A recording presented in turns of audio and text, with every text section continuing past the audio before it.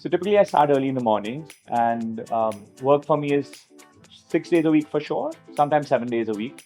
And I start early, we work out, um, come up, hang with the kids for an hour without the phone, um, which is a new attempt, and then have a cup of coffee with her, and then I step out, and then we're back home by 9ish.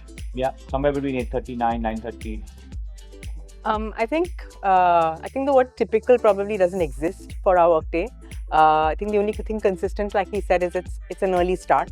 So whether it's gym in the morning or work in the morning is generally early, and then from there it could be anything and everything. But the most important is to have fun through the day. So. Fun and firefighting through the day. Early start, a liter of coffee for me, at least. Time with the family, and then work. I'm not here as late as the two of them, but it's fun to be at work.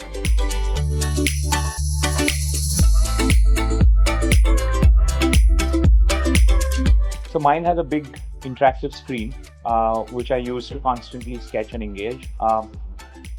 I'm always doing multiple things. So there's an artwork on the back, which is basically a face with 6 hands trying to, and still the face is calm. So I managed to keep an inner calm in the middle of many things. Kunal Nayak?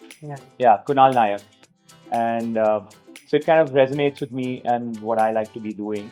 And so typically I'll have 2 devices open on my desktop and there'll be about 5 or 6 people in the office, in the studio, in the cabin, trying to, quickly get answers out of me. I think I'm the opposite.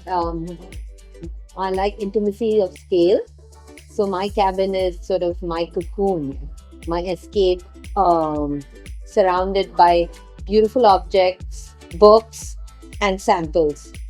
That's where I take refuge, and then people come, and there's not too much space to stand around.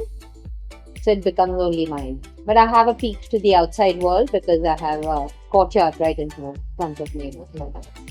So mine, contrary to them, doesn't have a single window, and it's Because of Vastu. but it's sort of a bat cave, which I absolutely love because it's dark and it's quiet, and it actually helps me to just channel the energy inwards and focus on what I'm doing. I actually do like to spend large amounts of time by myself, thinking and pondering in that space.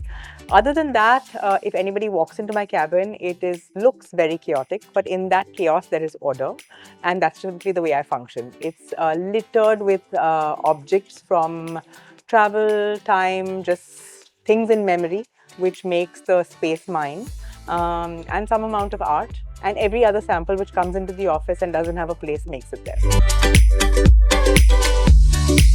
I think I've been on 100 panels regarding this, and I think it's narrowed down for me to a sentence, which is basically freedom of choice in everything that you do. Just because you have the right to choose, you have the luxury of choice, and that is pure luxury to anybody. Yeah, I think for me, luxury is definitely not about expensive things and expensive objects, but to me, space is a luxury. And then when you kind of just have the ability to have surplus space, I think that's a privilege I would enjoy.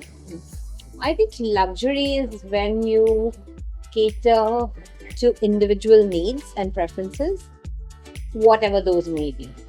Some might think luxury of time spent with family. Some might prioritize fitness, so then they have a big gym. Some might prioritize entertaining. So it's very individual focused. I think anything which is designed has to function. Yes. Whether it's opulent or not, it has to serve a purpose. First function. The first point of designing something is to make it functional, right? There is a purpose to building it. That purpose, if that purpose is not met, it's not design, right? Then you can debate on good and bad design, and that's subjective. But the purpose has to be met. Yeah, as long as the ethos of design is not top down, but it's organically growing and addressing the need of the problem. Functionality, sustainability, appearance, physicality, they'll all follow suit. They're all They're not individual parameters that we're looking at. Oh, now I've finished designing the function of it. Now let me see what it looks like. It will be hand in glove and it will just flow as long as your design ethos and design fundamentals are strong and responding to the problem. I think there was a time when we felt that people would come and say that I want a house like this one's house that you've done. Now, if you look at it, I think over the last maybe 5 or more years, is the brief is very clear that I like what you've done for A, B, or C, but that's not what I want exactly, right?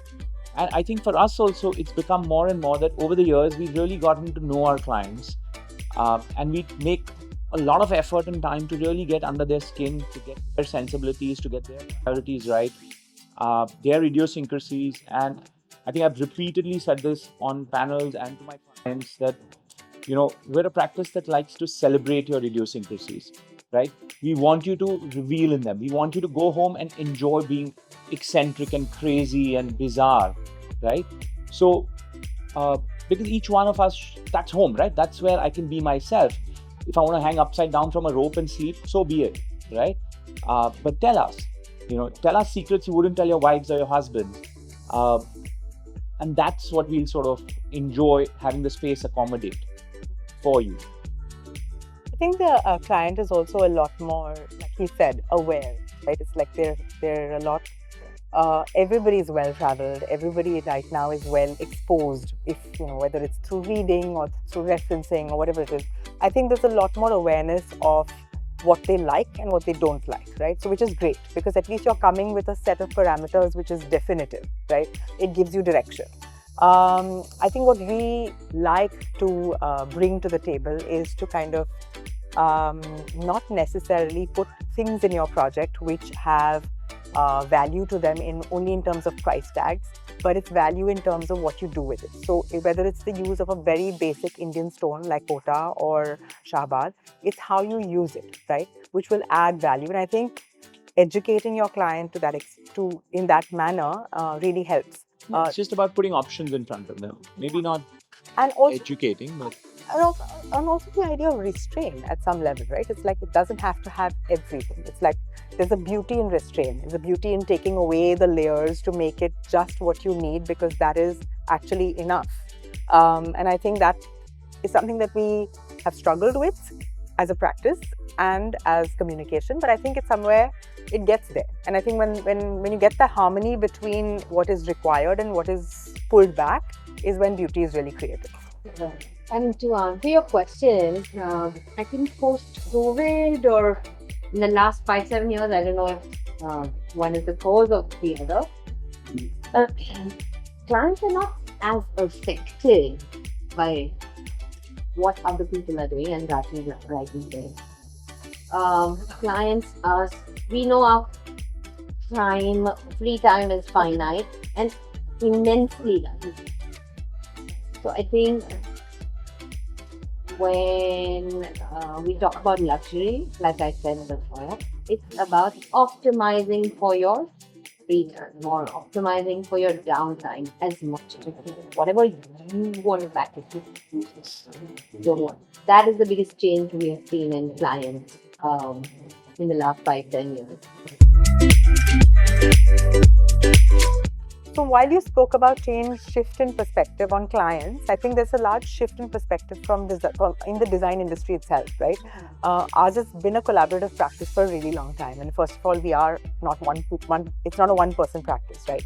But it's also about taking on different roles for different projects. We have a lot of friends, like you said, in the industry, and you collaborate with them for different aspects. So sometimes it's we're doing the architecture, they're doing the interiors. Sometimes they're doing the architecture, we're doing the interiors.